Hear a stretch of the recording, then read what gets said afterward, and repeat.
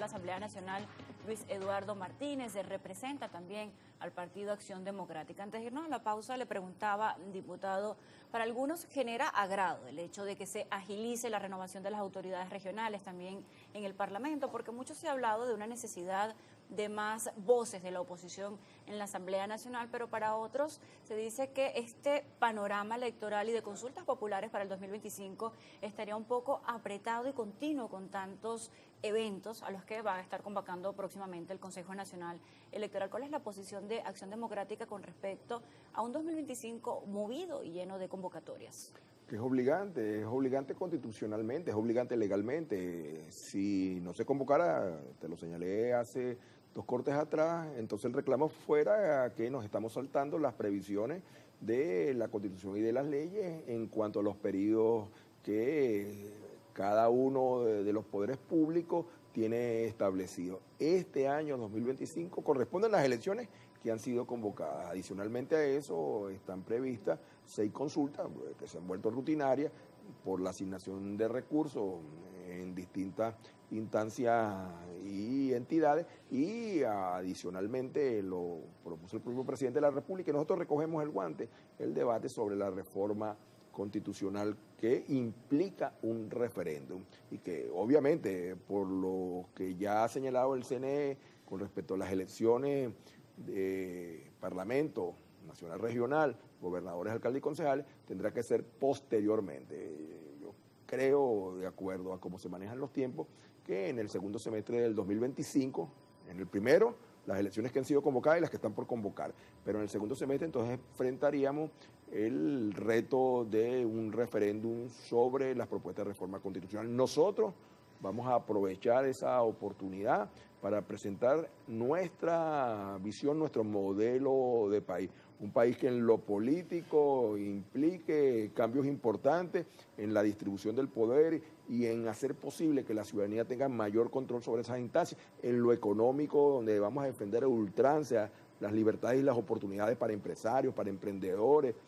En lo social, insistir en que se constitucionalice la garantía de los sueldos, de los salarios, de las jubilaciones y pensiones, no los ingresos, en que los programas de carácter social también alcancen rango constitucional, de tal manera que lo que dibujamos es un país donde todos, absolutamente todos, podamos vivir mejor y la Constitución se convierta en un paraguas de garantía de que esto sea así.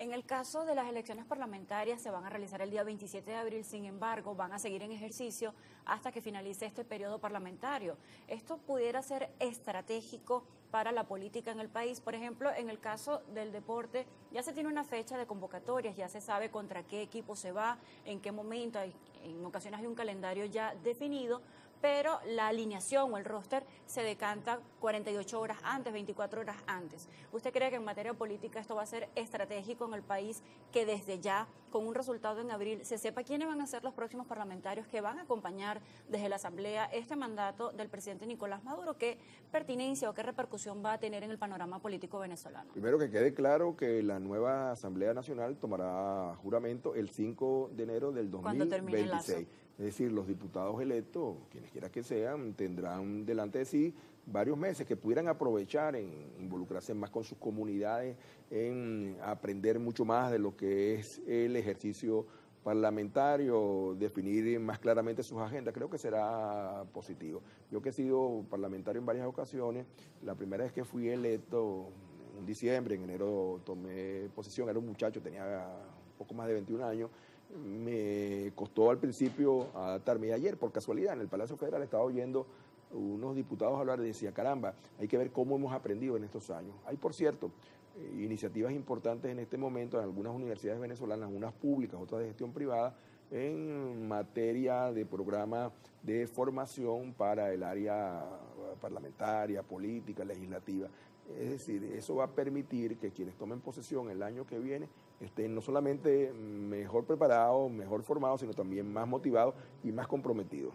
Pero ¿cree que el hecho de ya conocer, por ejemplo, luego del 27 de abril, de qué forma va a estar compuesta la Asamblea Nacional, me refiero a mayorías o minorías o representación entre oposición y oficialismo, va a tener una pertinencia en el debate político nacional y también Claro. algo de interés de otras naciones de ver cómo se desenvuelve el panorama político en Venezuela con una asamblea, bueno, que no podemos adelantar los resultados del futuro, no lo sabemos, pero que pudiera tener quizás mayor representación opositora, que es lo que están buscando en medio de estas actividades, ¿no? Creo que fue Elon Musk el que dijo hace poco, yo vengo del futuro. Entonces, que te voy a pronosticar y si quieres no borren esto que voy a decir. La Asamblea Nacional, las gobernaciones, las alcaldías, los consejos municipales y los consejos legislativos electos en el 2025 van a tener una composición completamente diferente a los actuales. El deseo de cambio de los venezolanos es indetenible. Eso va a obligar al Ejecutivo Nacional, entendiendo el mensaje que el pueblo va a dar el 27 de abril y en una fecha no determinada todavía, del mes de junio o julio de este año, entendiendo ese mensaje, dar un viraje que seguramente va a beneficiar a todos. Y internacionalmente también hay un mensaje poderosísimo, que es que los venezolanos tengamos la capacidad de resolver nuestras diferencias por el poder electoralmente y en paz. Nada más importante que la paz. Y la ruta electoral bien llevada es una garantía de la paz. Ya que ha tocado este personaje vocero del gobierno de los Estados Unidos, ¿qué opina de estas recientes medidas migratorias políticas aplicadas por el presidente Donald Trump, quien tan solo en pocos días de haber tomado el cargo ya está generando movimiento en diferentes regiones de Latinoamérica? Pues también ha tocado el tema de esos migrantes venezolanos, de esas medidas TPS y una cantidad de casos que serán revisados de venezolanos que se encuentran en los Estados Unidos. ¿Qué opina de estas políticas del presidente estadounidense, no solo para con Venezuela, sino para con la región? Que es vergonzoso, que es doloroso, que es absolutamente repudiable lo que se está haciendo, no solamente con los venezolanos, sino con los migrantes de todo el mundo que de una u otra manera han llegado a los Estados Unidos. Estados Unidos, ellos mismos lo dicen, yo estudié allá, trabajé allá, es decir, conozco bien el país. Estados Unidos es una nación de inmigrantes, desde Inglaterra migraron un grupo que después se convirtieron en colonos en el área de hoy de Boston, hasta su propia forja como país, ha sido producto de los inmigrantes, de la migración, y es absolutamente inentendible cómo un país que es un país de inmigrantes, entonces adopta esa actitud. Bueno, yo no me meto en los problemas familiares o matrimoniales de nadie, pero las tres esposas, la actual y las dos esposas anteriores del presidente de los Estados Unidos, son de origen extranjero. El secretario de Estado de los Estados Unidos, Rubio, su papá y su mamá son cubanos de nacimiento que llegaron a los Estados Unidos. Y así puedo seguir nombrando. Melania Trump es eslovenia de nacimiento. Entonces, ese es un país de inmigrantes. Entonces, es realmente doloroso lo que está pasando. En el caso de los venezolanos, mucho más.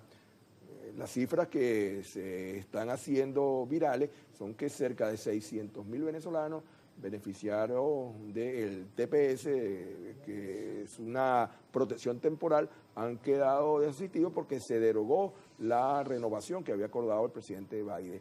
Anunció también ayer la Secretaría de Seguridad de los Estados Unidos que todos los casos de asilo de venezolanos desde el 2012 van a ser revisados. Yo que conozco muchísima gente que se marchó por expectativas fundamentalmente de carácter económico, hoy me da muchísimo dolor. Pienso en la angustia que están sintiendo, pienso en la inseguridad que están viviendo.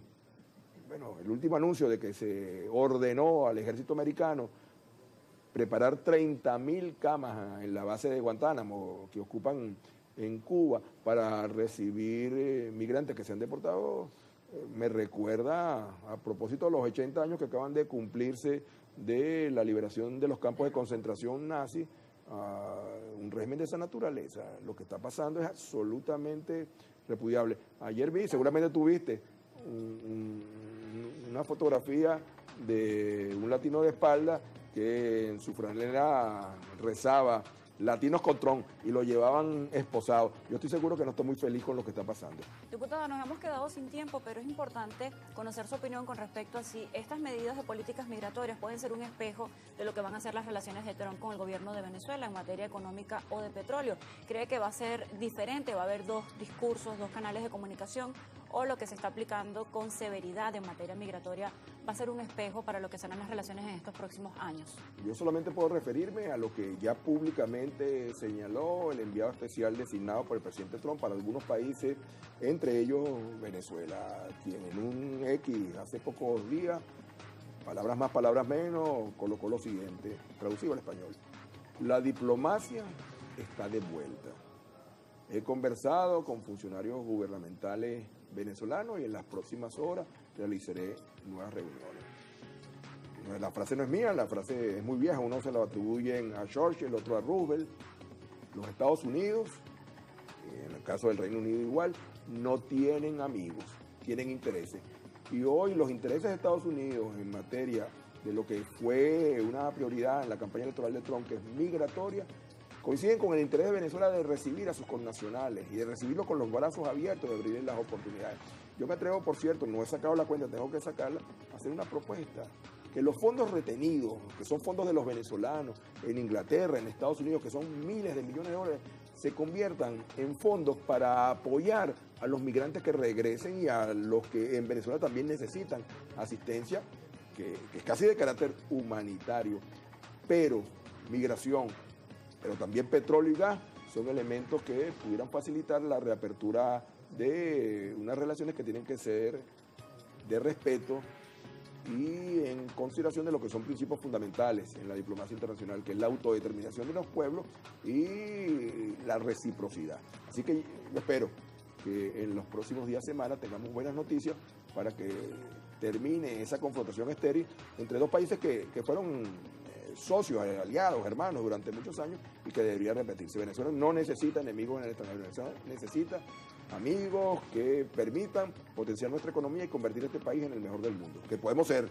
Gracias por acompañarnos nuevamente en el estudio de Primera Página, diputado Luis Eduardo Martínez. Estuvimos hablando acerca del cronograma electoral y también un poco del panorama político en nuestro país con incidencia en otras naciones. Hacemos una pausa, a la vuelta más.